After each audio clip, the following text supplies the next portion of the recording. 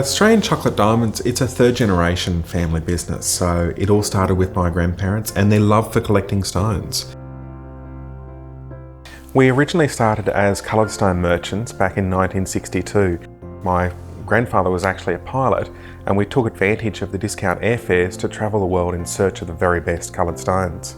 From there, we'd bring them back to Australia, and in order to enhance them and make them really spectacular stones, we spent a lot of time perfecting the cutting and going through and bringing to life the real colour, and that's what built the business. The journey has been quite an interesting one with Chocolate Diamonds, and it wasn't something that just happened overnight. It was years of research and years of trying to actually find the right stone. Many years ago, we made the shift from coloured stones and moved into diamonds, and that wasn't until about 1980. That was a big change in the company's direction. The Australian Chocolate Diamond starts off as rough or uncut diamonds that come from the Pilbara region in Western Australia. From there, we actually look at the rough and look at the colour and scintillation within that rough and cut what will be the best result for colour and brightness, not weight. That's the big difference at Australian Chocolate Diamonds.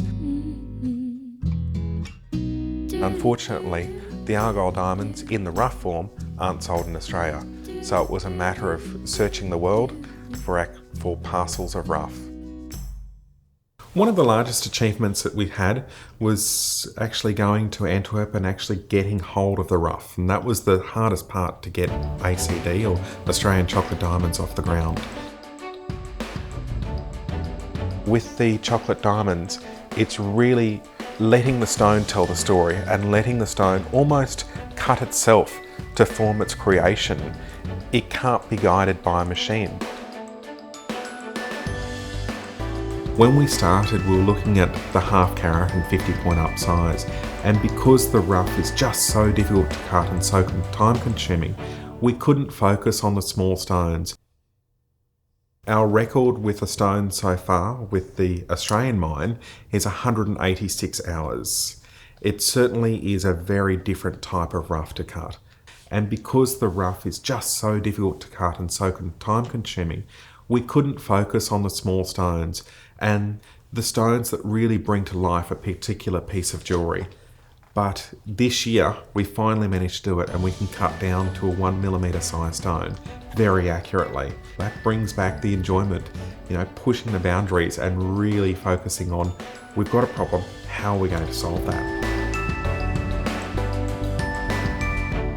You look at a particular design, let's say a heart-shaped ring, we can change the angles and change the dimensions just slightly to enhance the ring to even make it more beautiful than just cutting a heart-shaped diamond.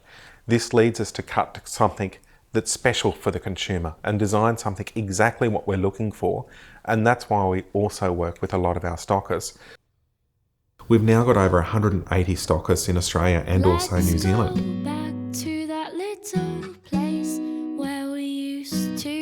Because we're looking at every part of the stone and we can actually follow the diamond all the way back to its creation, we produce what's called a birth certificate, and it is externally graded as well, just for everybody's assurance that it is correct, but it allows us to record everything about that particular stone on there and its journey through the system. So we'll have its original weight, so what weight that diamond came out of the ground with, its lot number, which allows us to track all the way back to when it actually was produced and when it came out of the Argyle mine in Western Australia.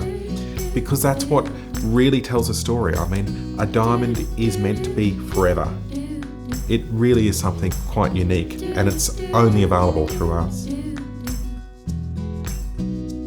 This industry is so important to me because I guess it realises my grandparents' dream.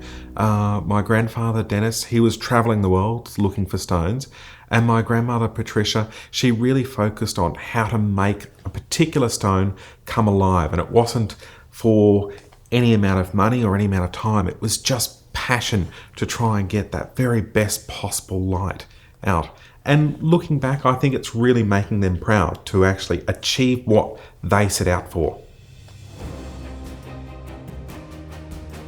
Industry leadership is helping the industry come together and really guiding the industry through the difficult times. And there are some difficult times, and there has been many difficult times over the years. This is why I give my time to the Jewellers Association of Australia, where I sit on the board, which really helps managers some of the issues and some of the problems a jeweller may face during any time of their career.